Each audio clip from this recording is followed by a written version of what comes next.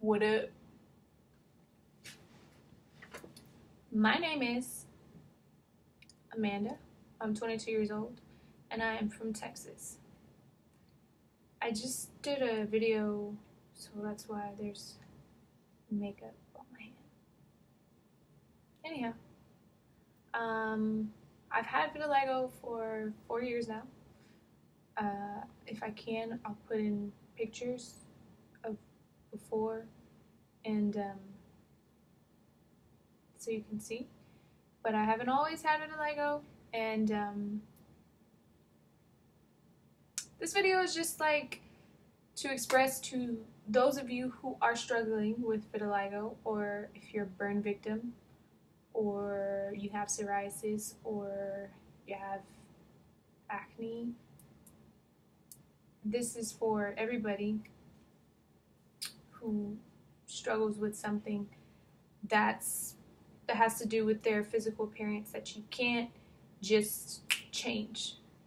You know, like you can't just wash it off and, go about your day. Like, people are gonna look at you and they're gonna know you're different because you're wearing it, You can't help it. The heaviest makeup that I wear is what I have on right now. This is actually Burt's Bees with a little bit of lip liner. That's all it is. I'm getting makeup everywhere. I have a little white eyeliner underneath my eyes. I have eyelashes and mascara and eyeliner on, and I did shade my brows. That's the most makeup I wear. And the least makeup I wear is none at all. Which, trust me, if you know me, there's days where I'm not wearing anything. Okay?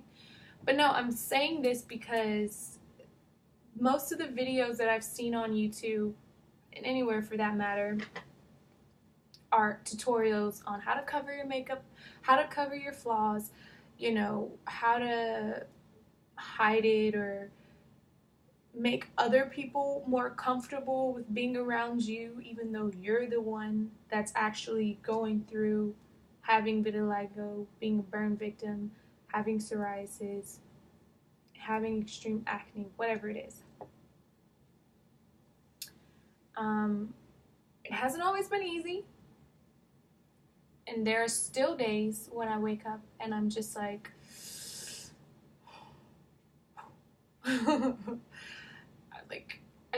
I hate every single one of my spots. I hate them with a passion.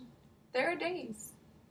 It's a day-to-day struggle. I'm not gonna sit here and act like I'm all peaches and cream, or that I'm at peace with having vitiligo. I mean, I'm at peace, but it's like, there are days where I'm just like, man, I just want my melanin to pop. Like, can I just be brown? Like, what's up? But, it's a rare thing. There's only a select few of us who are struggling and dealing with these. I don't like using the word handicap or disabilities or, any of those words, because it just doesn't sound right to me.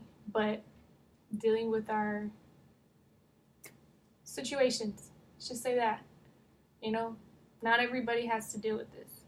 So it takes a very strong individual to deal with it. And that's why I'm making this video, to let you know that it might sound cheesy, it might sound crappy, but you are wonderful, you are beautiful, you are amazing, just the way you are. Like, I promise you, I'm not hurting at the end of the day, I want to be brown, I just want to be one skin color. At one point in time, when I was younger, because I grew up, one skin tone. Like, I would get extremely dark, especially being out in the sun. Like, I would tan, what some people would call it, but I would just get darker, absorb light and just be this beautiful dark brown color, dark black, whatever you want to call it. And it was just life. Like, Black people understand, or people who tan in general. Like if you go out in the sun and you acquire a tan from being out in the sun for a long time, like you just understand, like that's just what happens. But to go from being able to be in the sun to not being able to be in the sun, like I can be in the sun, but I have to wear sunscreen. If I do not wear sunscreen, I will burn. I will be very, very, very, very red. And it's not fun. It's very painful. Like I never experienced that before. Yeah, I would peel sometime. I would get, like, I guess sunburn, but it wouldn't be the same as what it is now. You know, I didn't always have to deal with this. And there are people with vitiligo who, from a young age, from when they were born, from 5 years old, from XYZ, they've had vitiligo their entire lives. So everybody's journey is different. It affects everybody differently. And whatever it is, psoriasis, acne, whatever, that journey, that situation is going to affect, it's going to affect each of us differently. For me, I've learned to essentially accept it and not let it get the best of me. There are days when I don't feel like going out. I don't, because people stare. People are terribly rude. I get some people that are like, you're just so beautiful. Okay, that's cool. Thank you. You can tell me that. But don't stare. Like, I don't know. That's just how I was raised. Do not stare at people. I'm fine with compliments. I'm fine with you asking what it is. I'm fine with there being a dialogue between us. But I'm not okay with staring. So stop staring at people with vitiligo. Stop staring at people who are different.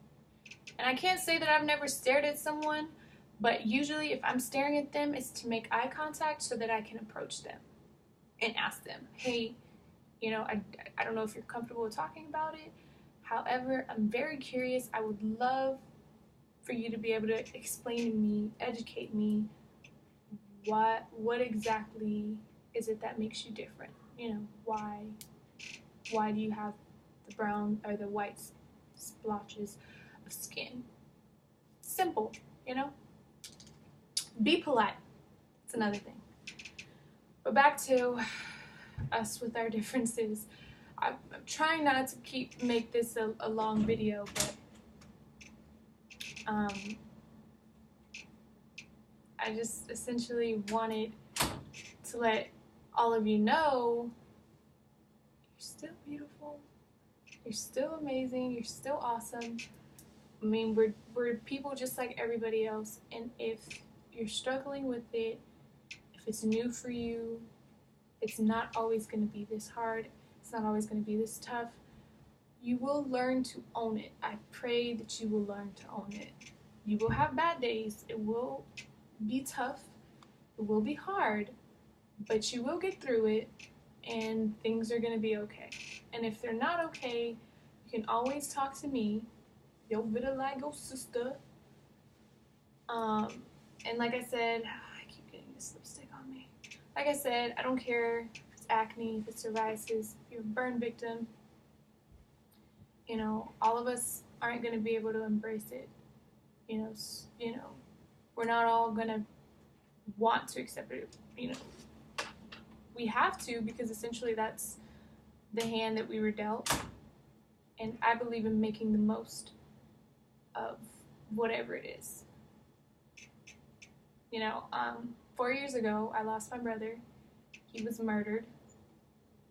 And that, the doctor said me having vitiligo was stress related. That was a very stressful time in my life. I think I was a senior in high school. It was my senior year. And my brother was killed. So shortly after that, I started getting these patches of vitiligo. It sucked. Losing my brother really, really, really sucked, and it still sucks. However, as I said, I believe in taking the situations and the things that we're given in life and making the best out of it, if we can. And when you can't, your support system is everything. So I'm here. I have Instagram. I have Snapchat. I have Facebook. I have Twitter. I have an email. However you feel like you would need to reach me and speak to me, because random people who don't even have vitiligo, have told me how inspirational I am. And it's a big deal. Like, I've never understood the effect that I could have on somebody. But I'm growing and I'm learning. And that is why this video was made, so that whoever's out there and you're feeling super low, if you're dealing with depression, if you're dealing with a loss of a loved one, I've been there. You're dealing with an appearance that you can't control, I'm there. So I just want to let you know that you're valued, you're loved, you're appreciated, and you're terribly strong, because if you think about it, not everybody can deal with it. That's why you were chosen, and that's why you have and you look how you look, because God Almighty said they're going to be a light. They have what it takes. They're strong enough, and they're going to make it through. So don't fail your test. Keep moving forward, keep pushing, and your support group is going to be there along the way, which I hope it includes me. But no, in all seriousness, I wouldn't be as positive as I am today without my support system, my support group. And yeah, I hope to hear from you guys soon.